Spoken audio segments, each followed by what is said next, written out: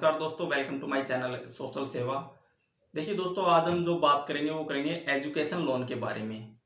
अगर आप higher study करना चाहते हैं और चाहते हैं कि आपको किसी बैंक से लोन मिले और जिसके बाद में आप अपनी एजुकेशन का खर्चा खुद उठा सकें, तो आप एजुकेशन लोन किस प्रकार से ले सकते हैं, इसके बारे में आज हम इस वीडियो में डिस्कस करेंगे।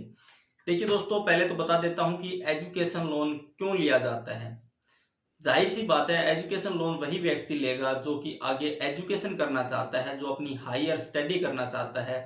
जैसे किसी ने ग्रेजुएशन किया है, उसके बाद में पोस्ट ग्रेजुएट करना चाहता है, आईआईटी में एडमिशन लेना चाहता है, या फिर वो पीएचडी करना चाहता है, एमबीबीएस करना चाहता है, कोई भी प्रोफेशनल कोर्स करना चाहता है, कोई भी टेक्निकल कोर्स करना चाहता है। कहने का मतलब हायर एजुकेशन में जब आप एडमिशन लेते हैं तभी आप लोन के लिए एलिजिबल होते हैं।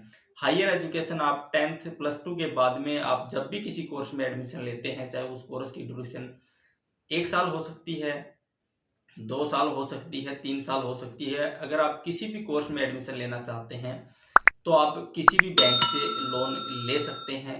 जो इसकी कंडीशंस है मैं आपको बता देता हूँ।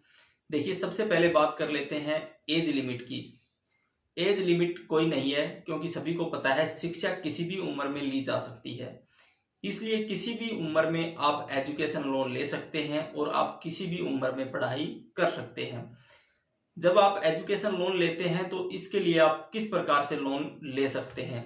देखिए, सबसे पहले तो अगर आपको देखना है, आप किसी भी नज़दीकी अपने बैंक में जाइए।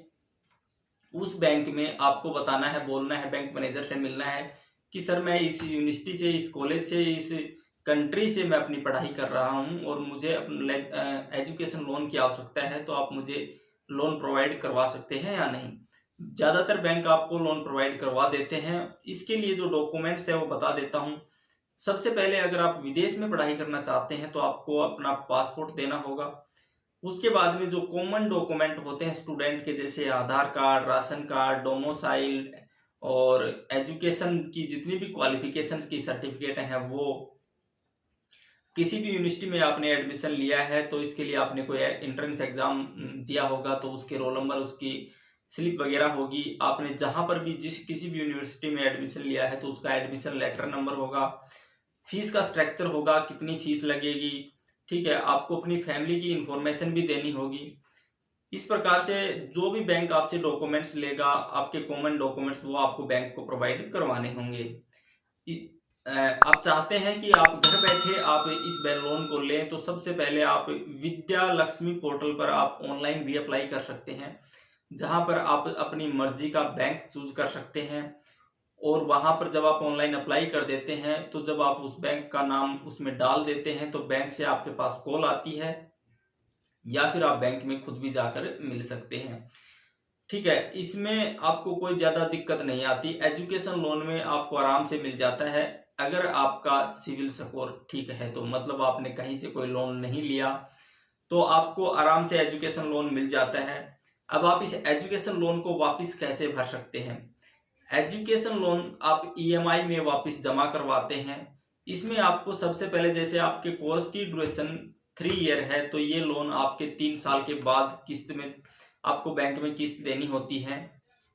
कोई भी कोर्स आपका अगर 2 साल का है, 3 साल का है या 4 साल का है, जब आपका कोर्स कंप्लीट हो जाता है उसके बाद में आपको बैंक में ईएमआई जमा करवानी होती है। बहुत से बैंक ऐसे हैं जो आपको टाइम देते हैं कि जैसे आपने एजुकेशन लोन लिया और आपने कोई कोर्स किया 3 साल का, जब आपका 3 साल का कंप्लीट टाइम हो जाता है उसके बाद भी बैंक आपको 1 साल का एक्स्ट्रा टाइम दे देते हैं कि आप जॉब वगैरह सर्च कर लें।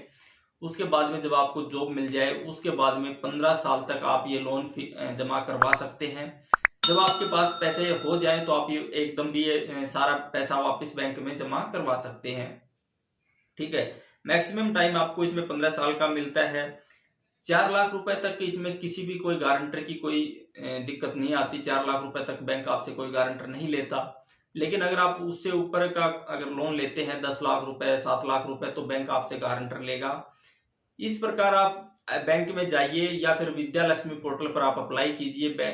जिस भी बैंक से आप लोन लेना चाहते हैं, आपसे कॉमन डॉक्यूमेंट्स लिए जाएंगे। उसके बाद में आपको आपका एजुकेशन लोन प्रोवाइड करवा दिया जाएगा। देखिए दोस्तों, जो एजुकेशन लोन मिलता है वो आपको बहुत ही कम इंटरेस्ट रेट पे मिलता है, जैसे 10% 9% के आसपास ये मिलता है। इसमें भी आपको बहुत से आपके आसपास ऐसे संस्थान हैं, जैसे वुमेन जो महिला निगम है वो, अनुसूचित जाति निगम है वो, हरिजन कल्याण निगम है वो, या बीसी कल्याण बैकवर्ड क्लास निगम है वो। ये क्या करते हैं, जब आप किसी बैंक वगैरह से लोन लेते हैं तो आप इन ऑफिस में जाकर आप अपने एजुकेशन लोन पर भी सब्सिडी प्राप्त कर सकते हैं।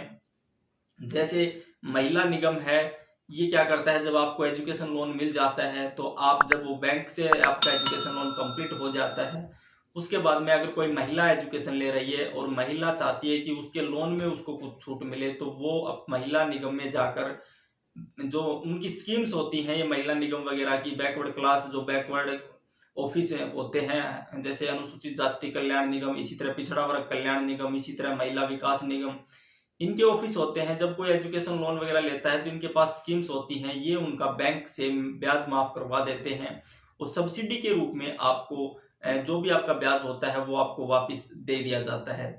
इस प्रकार दोस्तों आप एजुकेशन लोन ले सकते हैं और उसमें ब्याज को भी माफ करवा सकते हैं। तो दोस्तों, अगर आपको वीडियो अच्छी लगी और आप इस प्रकार की वीडियो देखना चाहते हैं तो प्लीज चैनल को सब्सक्राइब कर लीजिए, क्योंकि इस चैनल पर मैं इस प्रकार की वीडियो डालता रहता हूँ। थैंक यू दोस्तों।